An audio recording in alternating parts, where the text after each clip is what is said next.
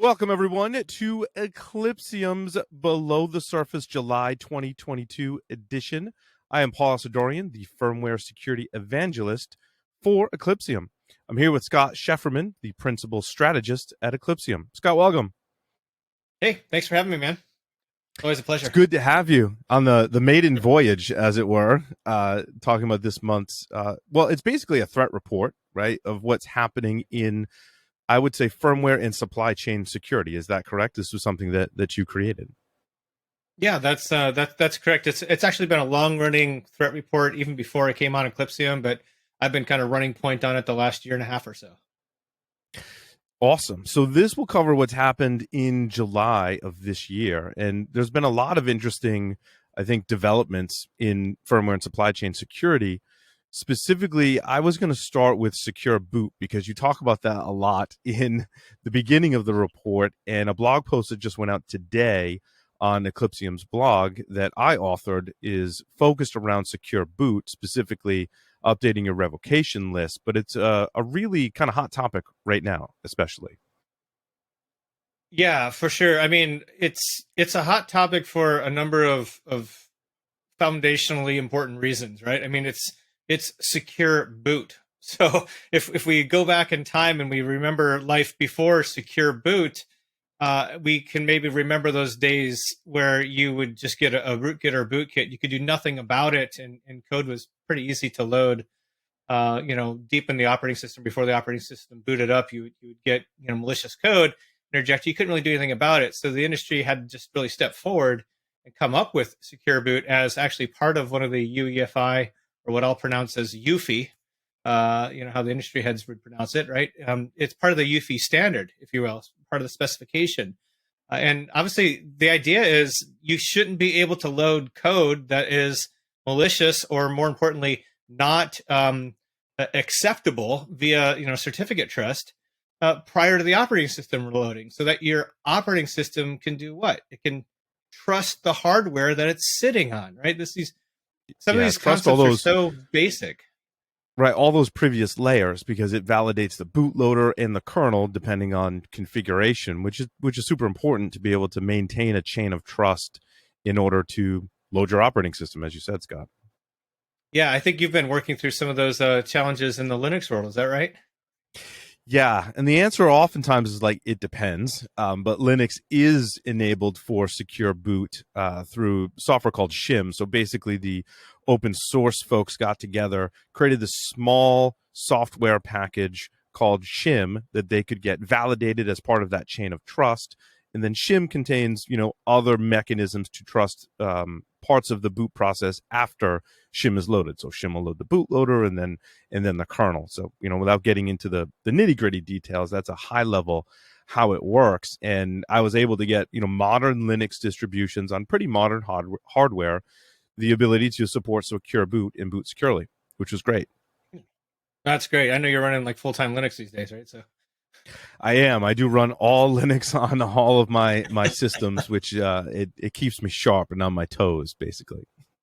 Yeah, for real. I know a lot of the folks in the research community have kind of shifted from their Macs over to Linux recently. Can you tell us more about why that's happening based on the processor? Yeah, I think some of it stems from just inherent the ability inherently to control parts of your system, right? I think that's why a lot of people will shy away from other operating systems versus Linux. But the big driver that I think you're alluding to, Scott, is the introduction of Apple's M1 processor.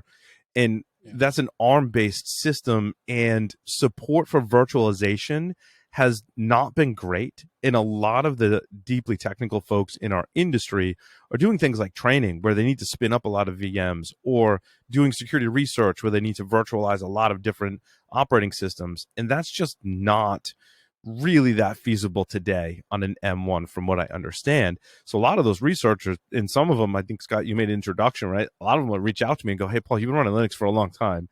How do I make the switch over? How do I make sure I have things like secure boot?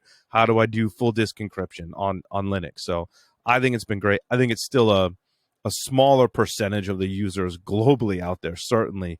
But I think we're starting to see that shift, which is why it's important for me, back to Secure Boot, to have that supported on Linux and for folks to understand it too, because as you go down the Secure Boot rabbit hole, it starts to get really complex very fast. As we kind of alluded to in some of the research from Eclipsium researchers, I think you and I both found some of the initial research. I believe Yuri presented, was it, and I forget, I'm mixing Intel ME and Secure Boot. It was 2013 for Secure Boot, right? Because Secure Boot came out in around the 2012 timeframe. Yeah, I think, let's see when it came out. That sounds about right. The research came out in like 2013, but I feel like Secure Boot might have been out around 2008 or so. Sure, yeah, probably talking about it and then coming usually into I know this more, off the top of my head, but it's just, I'm just blanking on right. it now. But yeah. I know Intel Yeah, ME so, was 2006 when that was first introduced. Yeah. So researchers have been at this for a while. Mickey and Jesse, and I say Mickey and Jesse without their last names because that's how they introduce themselves. I don't know if you noticed this, Scott, but I find it hilarious. I went back to make sure I could pronounce both of their names in full correctly. Jesse's is pretty easy. But in every presentation, I went back to I watched the first 30 seconds of 5 or 6 of their presentations. And he's like, "Hi, I'm Mickey, and this is Jesse, and we're going to talk about breaking Secure Boot, or we're going to talk about, whatever their presentation." And every single one was like, "I'm Mickey, this is Jesse." I'm like, okay, that's how they want to be referred to as. So we'll refer to them as Mickey and Jesse. Yeah, I'm not even sure what the whole industry would do if they actually just split up, so to speak, and didn't work for the same country. Company, I should say. I mean, that would be like a cataclysmic event for the whole industry. Yeah, and I think it's important to highlight some of this research. Obviously boot hole. If you Google search for that and land on the Eclipsium blog, that's a great post that describes it. And that was a vulnerability in the Grub bootloader that undermined a lot of the Secure Boot processes that forced us to then update our revocation list, which is also one of the primary topics I talk about in my latest blog post. I think it kind of in preparation, right, for this year's DEF CON talk, One Bootloader to Rule Them All by Mickey and Jesse, is to go back through some of that history and read some of that research. Yeah, and in fact, the inspiration for the theme for this month's threat report was actually a conversation I had with Alex, one of our co-founder, 2 co-founders, and we were just chatting back and forth, and he just suddenly realized, if you look at the last 10 years, right, because we're going into DEF CON 30, and for folks like you and I and everybody listening, it's going to be a real sentimental kind of event. I went to last year's, I think you did too, and it was that one felt more like DEF CON 2008 or 2002 even. It was just super chill, and you kind of knew everybody, you weren't overwhelmed. But this year they're saying up to 80,000 people could show up. I don't know if that still holds true, but we'll see what happens. But being the 30th year, it's going to be kind of a really important event for everybody. And we were just kind of rehashing the last 10 years, because a decade's a nice round number, and looking at Secure Boot, looking at all the other research that Jesse and Mickey and Alex and Yuri both have put together over the years. And what you see is this cat and mouse game where the researchers sharpen the saw of the OEMs, and in particular Microsoft, right? Because Microsoft is faced with the unfortunate position of having to run a secure operating system without easily being able to trust the hardware that's underneath it, which is built by countless OEMs, which themselves have countless upstream supply chain providers writing code. Some of it's old, 10, 15-year-old code. Some of it's brand new. Some of it has backdoors. Some of it has username and passwords embedded in it. There's all sorts of problems with software that we call firmware that shows up on this device. Then Microsoft has to land on all of those and run and be a trustable operating system. So we were just looking back at the history, thinking, every single time that Yuri or Alex or both got on stage, back 10 years ago and said something and discovered something and showed the world that something can be done or bypassed, whether it's credential guard or Secure Boot itself. There's so many things that they've been able to bypass that are these foundationally important security controls that Windows, out of necessity, has needed to build up over the years. So you have this cat and mouse game, and here we are, to your point, Paul, going into the 30th year anniversary, where once again, this time Jesse and Mickey will be giving a talk, one bootloader to rule them all. I mean, it pretty much says what it is. We don't want to give too much away because we can't yet, but it's let's just put it this way. It's almost poetic that this is the 30th year anniversary, and yet we're giving this talk that will kind of completely take us back to square one in many respects on terms of this software operating system needing to trust the hardware conundrum that we find ourselves with. Yeah, there's two threads I want to pull on from that, Scott. And that one is security research affecting change in the industry to make things more secure. By things, I mean, it could be the boot process, hardware, software, firmware. The research is really influencing major software providers like Microsoft to make changes to provide a more, in this case, a more secure boot process. I think that's a huge win. And you and I have been in security for a long time. It's not often we can draw those direct correlations between research coming out and products getting better. And certainly we've seen a lot of different examples of that. Microsoft has done a good job of responding to researchers over the years. We see that in their operating system. We see that leading the charge with secure boot. And those kind of initiatives are a direct result of security researchers doing what they do. And I think it's amazing because I've been covering this industry for a long time, and I love that research is affecting change. Because in a lot of areas, we see amazing research, but very little change in the industry, and that gets frustrating. So it's good to see that we're making some inroads there. Yeah, I agree. Like, when you sit down to write a below the surface threat report, and you try to ask yourself and frame, like, how should I portray this? Like, what is the real truth here? What, take off the vendor hat and you kind of step back and look at this scenario. I think what's interesting is you kind of hit on it there a little bit, but you have to ask yourself, okay, why do researchers do this at this level, at this firmware, secure boot, UEFI, Intel ME, all these low level stuff? Why are researchers doing this? And real reason is it's out of necessity. In fact, if you talk to Yuri and Alex about why they founded the company, right, and Eclipsium itself, it goes back to their recognition of, oh my gosh, based on what we see and what we know and our jobs are here inside of Intel Corporation, there's a problem, right? Not with Intel Corporation, but with like generally this problem space is really hard to solve for. And once it's compromised, like once an attacker has done the thing, right, you have a trust and a security problem that is paramount. It's the most important. It's the worst case scenario for all your security controls, perhaps impacts, etc. And so they had to step back and say, how can we give tools to the community so they can go and look at their hardware and know whether or not it's exploitable, right? I've been using the word exploitable a lot lately rather than the word vulnerable, because I think we're numb to the word vulnerability management. We're numb to the world, the words like Patch Tuesday and Adobe. And when it comes to like firmware, it's a different thing when you exploit firmware. And now you have that low level access, because it opens up a whole different set of scenarios that you can't as an attacker achieve when you're only at the operating system. I don't want to go down too many rabbit holes, but I wanted to really make the point. I don't know if I articulated it yet, but you don't have a lot of threats in the wild to draw from that have been observed. And the irony there, and it's so important to convey this, that the irony there's a reason why the entire security stack that we've been building the last 5 years especially can't and doesn't or won't see these kind of threats manifest. And there's a reason why companies that do experience these kind of events, financial firms, oil and gas, automobile manufacturers, you name it, that experience these events all the time related to firmware, don't have to report them, don't write a blog about them, don't need to notify privacy notification laws, or they weren't ransomed, right? It's maybe an espionage campaign that went for 4 years in their environment. If they discover that, they don't need to report that. Why would they, right? Why should they?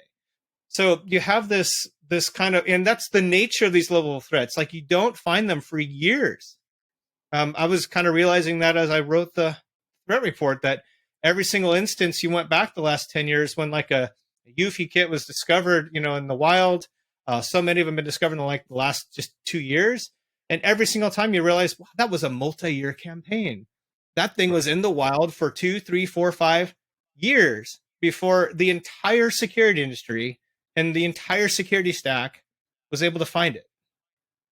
I think the ability to look where this problem is not where it needs to be in the industry. Therefore, we can say, well, there's not that many attacks on firmware. Well, did you look? We had this conversation in the context of industrial control systems. Sometimes industrial control systems will say, well, it's not evil attackers or nation states. Well, how far did you look? And I don't want to point the finger at them, right? It just could be a training thing. It could be a resource thing.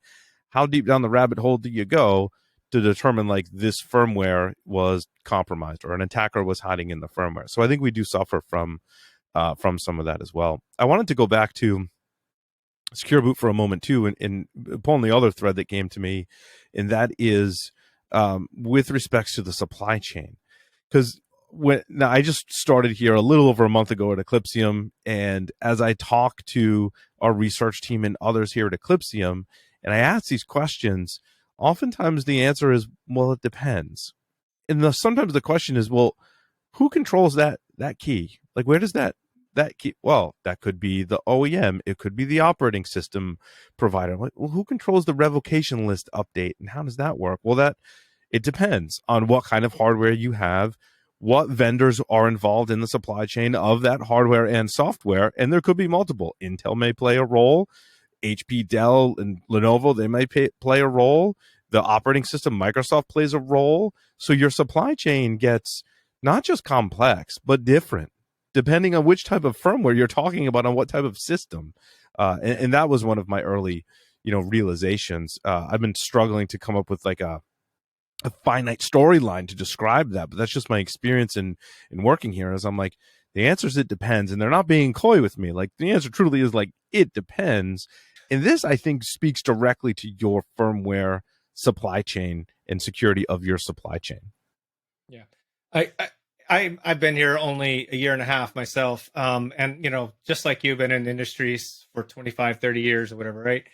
And you look back and you're like, how many times did I did red teaming, scoped a red team engagement? How many times did I did DFIR or wrote a playbook or tabletopped a threat scenario, right? Or an impact scenario? How many times have I done all the things, for Navy, for there's so many things that you think you would do in 20 years. And then you show up to a place like Eclipsium and it's just like you're starting all over again. You're like, I cannot believe how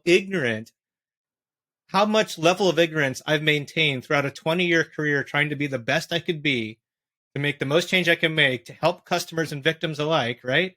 And yet, here I show up to Eclipsium on day one, and just like you, I'm like, I cannot believe how complex this is, how unsolved for it is, and how much it's being exploited in the wild actively by those actors that we talk about all the time when it comes to malware analysis, like OS level malware, spear phishing malware, right? You talk about that all day long, and it's kind of like for lack of better words, the sexy in the industry when you can bring threat and intelligence and attribution and hunting for threats, etc. But when you dive down to the firmware, all of a sudden there's this eerie kind of murky lack of understanding that we all have collectively, even language. I mean, the hardest part about working at Eclipsium is compelling people to listen that the word firmware is the most interesting, most phenomenally important, highest impact thing going on in the wild right now that nobody's talking about or seeing half the time. And it's this kind of conundrum. So, yeah, I mean, that's going to go down a whole nother soapbox. But I wanted to get to your Scott, it relates to my blog post in the title, Firmware Security Realizations. One of the realizations that I had was, here I am carrying around this laptop that I thought was pretty secure. I mean, I never think anything's bulletproof working in this industry, certainly. But I'm like, I've done, a lot to secure my things, my laptop, my computers, my devices. And when I started looking into Secure Boot, I was like, oh, I didn't have that enabled, because I'm an old school Unix Linux person. I was installing the stuff way before there was such a thing as Secure Boot. When it first came out, Linux distributions were like, for now, just disable that because they hadn't figured out shim and how to play in the ecosystem yet. But they did, and I was like, wait, I missed that somewhere. And shame on me as a security professional going, I'm carrying a laptop that doesn't have secure boot enabled. And that's what spawned this whole two-part series of blog posts that I'm working on. The first went out today. The next one will be published hopefully in the next week or two. That'll talk about Intel ME. Again, that's like, wait, what is that? There's a computer inside my computer, right? Or at least a CPU with a kernel that just runs.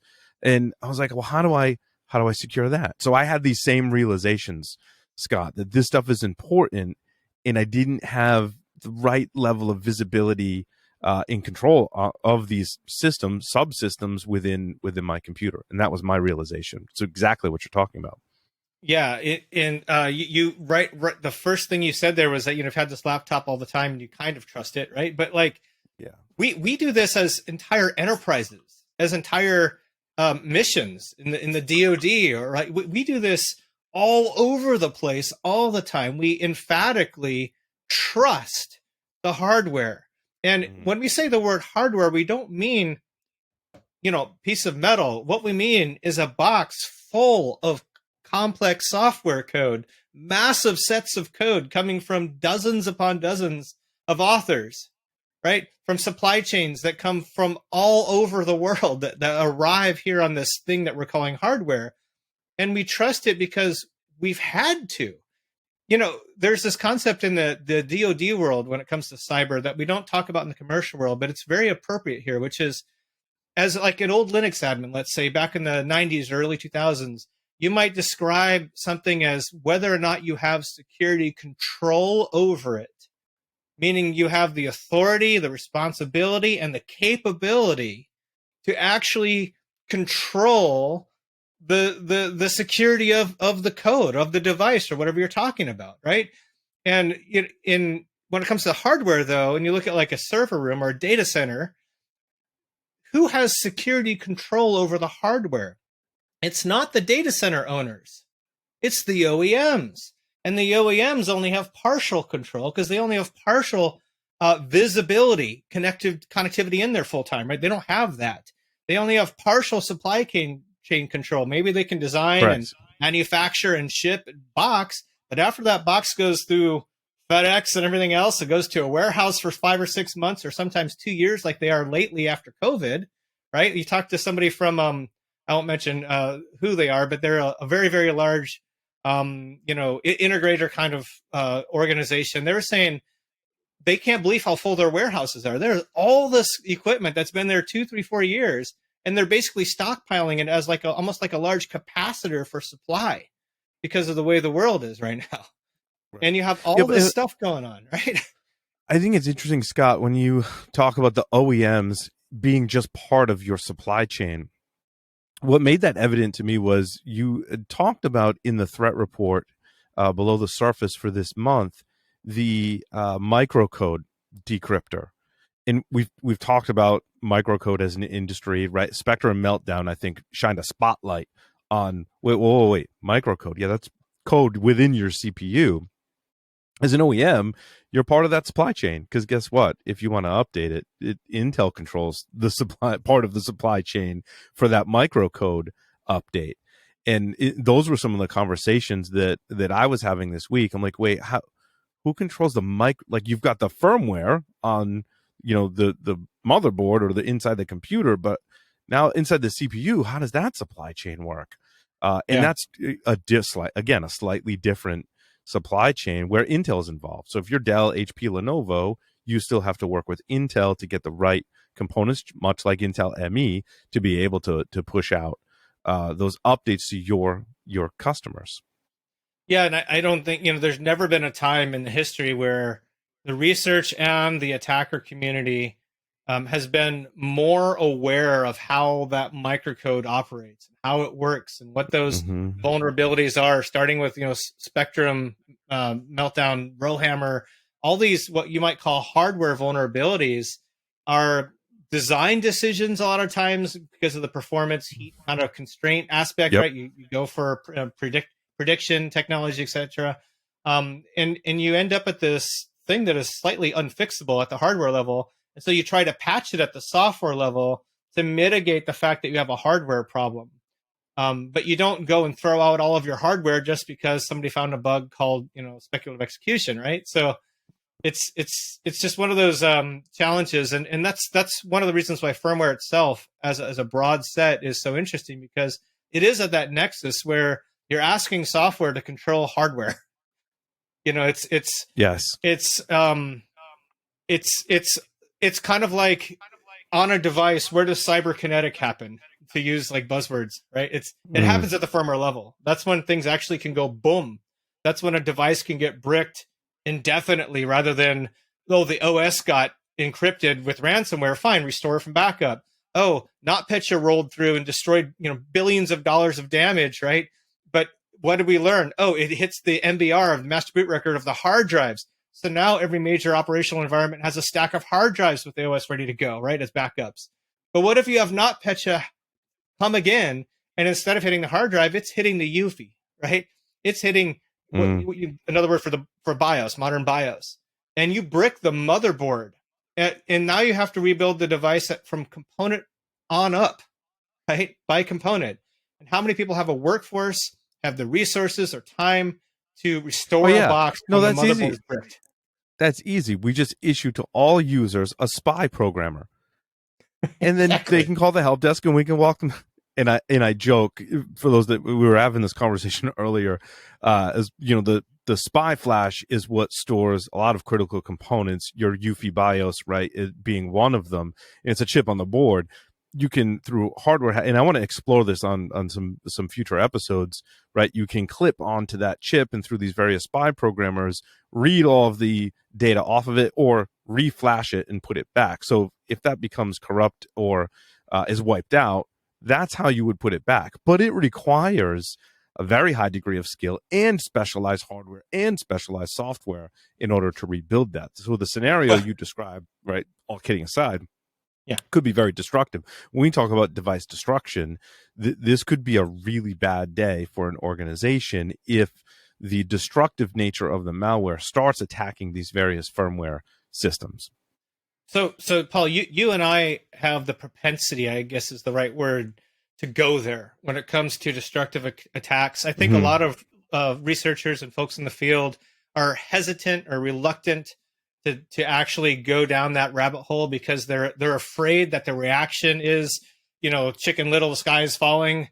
You're selling me FUD, or some of these other responses. And I'll just speak for myself. I don't want to speak for you, but I feel like you and I are able to have this conversation where we can get real for a second. And I feel like it's important to do that, at the risk of sounding like the sky's falling. And the main reason is because if we're just being honest, we step back and look at a macro level at the threat landscape itself and where this world has arrived in 2022, post-COVID, post all the attacks that went on against hospitals and research facilities and pharma, leading into the Russia-Ukraine war that's been going on since 2014. Some say 2002. It goes as far back as that. And you look at what's going on in that theater, which, by the way, that theater is not just two countries at war using cyberkinetic tactics. It's expanded to dozens upon dozens of countries. And there was basically a wiper coming out a week, at least, for the first 3 or 4 or 5 months of this recent conflict. And those wipers have one objective, one attacker motive at principle, which is to disrupt or destroy operations. And we've talked about these scenarios. Like, I come from the DoD world, doing that for 17 years, supporting the Navy and joint operations and satellite submarines, etc. And of course, you worry about availability. That's why it's called information assurance, knowing that you can actually do the thing that allows the mission to take place. But we've always worried about availability and destructive attacks, because those enemies are the ones that would attack a DoD system, right? But now we're in a different world where we're at a cyber war, global cyber conflict, right? Yesterday's espionage campaign is easily transferred into today's destructive or disruptive campaign, right? And I will say, Scott, almost more easily, if I think about the research that I've done on firmware-based systems, a lot of it was focused on how do I get it working? How do I get it to work with some additional functionality. I never like really, in not all the time, but in certain circumstances I may have, but the focus was never how would I destroy that device? Because when it Yeah. is, I'm like, oh, well, that's way easier than making it work in a different way. If I just have to destroy it. When I wrote the book on WRT54G routers, I had a small stack, thankfully, of ones that wouldn't operate anymore, and they were bricks, right? That was the easier part, was to break it. And now we come into modern conflicts and warfare today. I'm like, oh, that's actually kind of scary. So I totally get, we have unique perspectives, I think, on that, but that's what I want the audience to take away, is that it's easier to disrupt or destroy a device than it is to persist and make it do things it's not supposed to do while flying under the radar. That's much harder. Yeah, I used to run red teams, right? You've done a lot of red team Mm-hmm. yourself, Yep. and we used to call that stop points, right? Like you're in an engagement, you know you could do something, but you're not going to do it because it'll disrupt operations. So you make a note of it. It goes in Right. the report, and you say, "I could have, would have, should have done this thing." But you know, if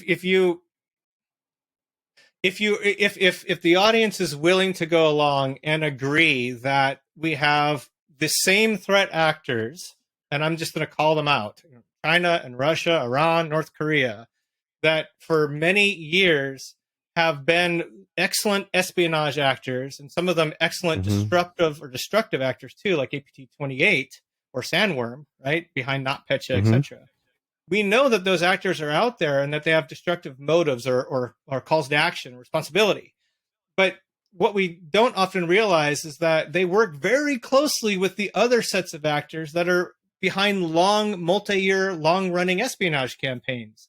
And I'm going to bring it back to firmware, because whether your motive is espionage or destruction of the worst kind, or the nexus of both, right, that we just talked through, Mm-hmm. firmware is the quintessentially most important battlefield there is, because you can, like I said earlier in this podcast, these campaigns go for multi-year before they're discovered by anyone or any technology, and they can instantly, like APT-29 just has to pick up the phone to APT-28, right? The SBR can call GRU, vice versa, like they did during the DNC hack in 2016, and say, okay, let's shift gears. We've got new orders from headquarters, right? APT-41 is not an easy group to talk about, because it's such a large nexus of operators working through state funding, as well as like criminal stuff, as well as supply chain attacks. Like that's kind of all over the place to say APT-41, but call it kind of the China nexus with PRC behind it, if you will. Oftentimes, if you look at that group as a whole, they're extremely good at supply chain attacks. Like they've proven that time and time again, going back 15 years. You know, they attack update process in firmware. They attack software. They attack Right. antivirus companies to embed in those agents. Oh, it goes. The I supply chain mean, issue goes back even further than that. I think it was in the '60s where the Russian espionage team managed to plant a listening device inside of typewriters. That was one of the like most sick. fun stories to cover, when someone had like dug up that or had been declassified in some way. I forget how it came to fruition, but someone wrote an article. I was like, wow, that's really, really interesting. We think of it today as, well, this is recent developments, but this stuff has been going on for a really long time. Yeah, yeah, and I think the only difference between then and now, other than obvious technology differences, is the scalability of it. Mm. It's gone so. Okay, if you look at all the attacks happening, and I like, insert all of them, criminal APT, all of them, right? And you look at the CISA alerts, or you look at the CISA KEVs, those vulnerabilities that are absolutely, in fact, known to be exploited in the wild, right, leading to direct impacts. And you look at these set of vulnerabilities. Well, in any given year, this whole industry together, all of us, comes up with about 20,000 vulnerabilities, right?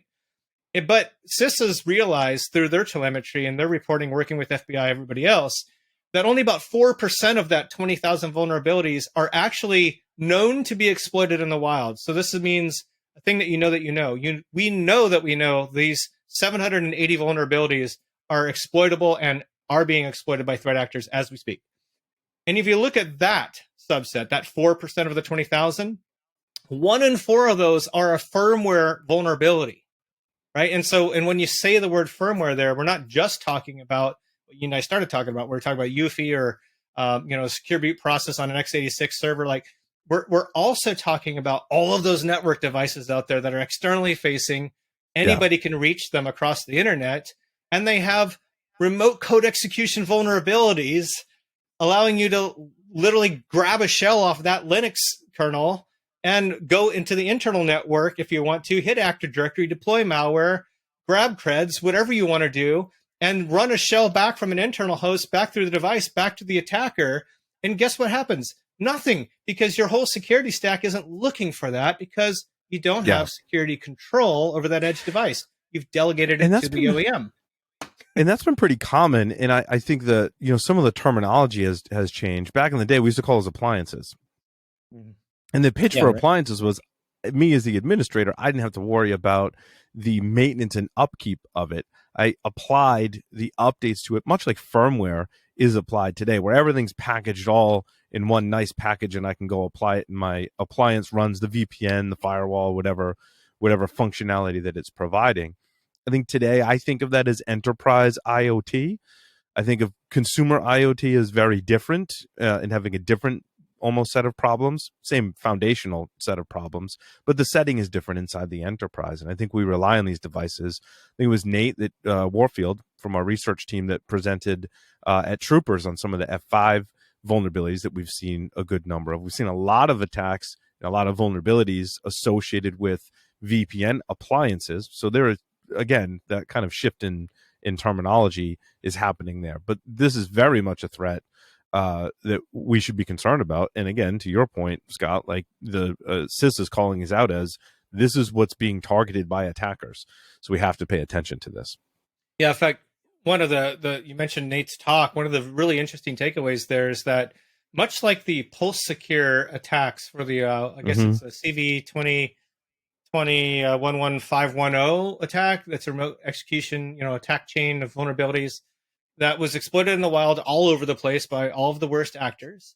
And when you looked at it, the bad guys, if you will, figured out how to persist even after you flashed that device with known good firmware. And so one of the things Nate was able to do with the F5 example that he spoke to about at Troopers, and one of the things he's still working on, is the same scenario where, you exploited the box, you got RCE, you own that Linux kernel. But now what, right? Like, because what if that does get flashed by the victim, if you will, and coming looking at it from that guy's perspective, you don't want to lose that persistence. That's your foothold. That's your way into that organization forevermore, for the next 10 years, potentially, right? And so to protect that, he's found a way where you can load code that does not get flashed when you do a firmware flash, that reinfects the device again. And I don't think I'm speaking prematurely there. I don't know if that's been proven out yet, and there's a video for it, etc. But that's just based on conversations with them. And you're just like, I always theorized about those. I theorized about those attacks when I first started talking about firmware security in our community. I was like, this would be really bad if something like this could happen. And I'm like, it's very beneficial to the attacker to target these style devices because they don't have a user, they don't have a monitor, mouse, or keyboard. And so right there, and often they don't have modern memory protections either, which, that's situation dependent and device dependent. But those are all advantages in the attacker's court. And I'm like, attackers are not going to just turn a blind eye to this. This is going to happen, maybe not today. And I'm talking, when I was talking about this in 2007 or 8, when I first started speaking publicly about it. And I was like, this could be a bad scenario. And here we are today. And this is a very real thing that we have to deal with. You really reminded me, before I was here, I spent about 5 years doing a lot of consulting on the commercial side. FireEye Mandiant and Silence is the consulting arm, etc. We did a ton of incident response, right? And I ran a lot of those operations, if you will. And a lot of times, you would contain the threat and then eradicate the threat, and then you do your hot wash, you update your playbooks, you update your YARS signatures, you build a 90-day plan to get better, and you have a 10x enterprise spend, and you think, okay, I've got my handle. That's not going to happen again, that scenario. And then boom, it pops back up. And I've worked with some of the best there are when it comes to DFAR. I mean, I will say that absolutely with 100% confidence. And yet the actors would spring back up. And it wasn't Mm-hmm. because another spear phishing email got through. And it was always a mystery because you looked back at all your logs. You did reconstruct. You thought you understood the initial vector in. And the initial vector the first time was rarely the same vector the second time the same actor showed back up, right? Oh, that's And I interesting. was Yeah. always perplexed by this. In a lot of the groups that we dealt with are the ransomware groups, right? Obviously, a hot topic indefinitely, but back then it was like you would see these guys come back up and you're just like, we thought we got rid of you. What the heck? And now you look at groups like Conti. If you look at the research that our team did based on the leaks of the Conti group, right? Yeah. I think most people listening, we don't have time to go through that whole story now, but like one of the primary takeaways is one of the operators leaked 60, or actually way more than 60,000 messages that we analyzed at the time. And we found all sorts of references and stuff that we were witness with our own eyes when you translate to Russian and English, for those actors and developers and that whole multi-level organization is very much focused on attacking the UEFI and the firmware, whether it's Yep. through the permadeal L module, which attacks the UEFI because of a device that ships from the supply, right, from supply chain threat, a device that ships with a vulnerability called BIOS write enable. If your Mm-hmm. BIOS's write enable bit is set to 1, you can write to it. And TrickBot, Conti group, same group of actors working together often in that era, would look at your device once it was on there. And if you were a high value target, what they call an HVT on their top list of targets, and your device was BIOS write enabled, you might get a payload that embeds at the UEFI. Okay.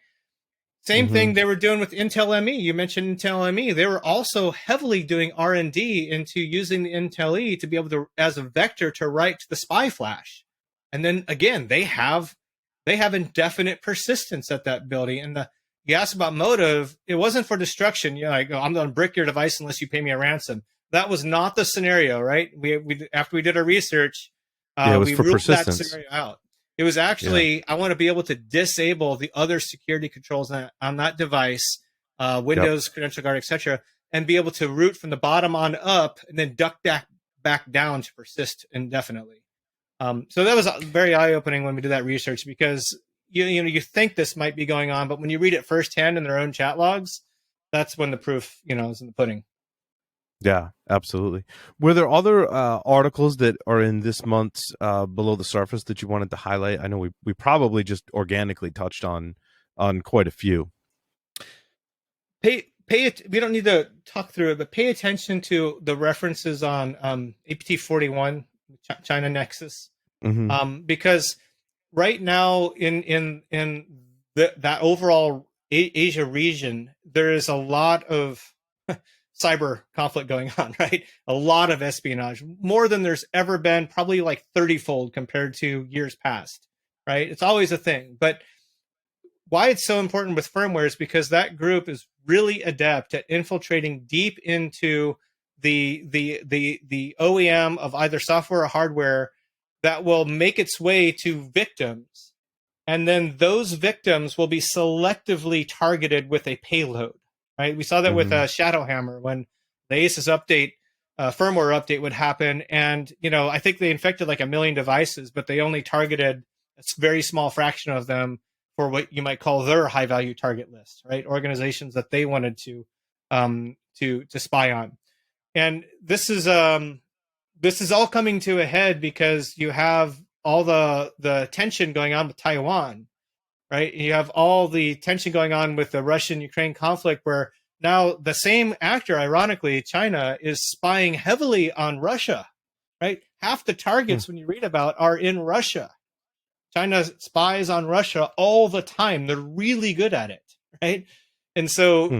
all this comes together and makes you say, what is China's primary leverage, right? With their regional control, with their manufacturing, with Taiwan being so close, with where does firmware come from in the world, right? As a region, and where does China have its deepest hooks into potentially? And so,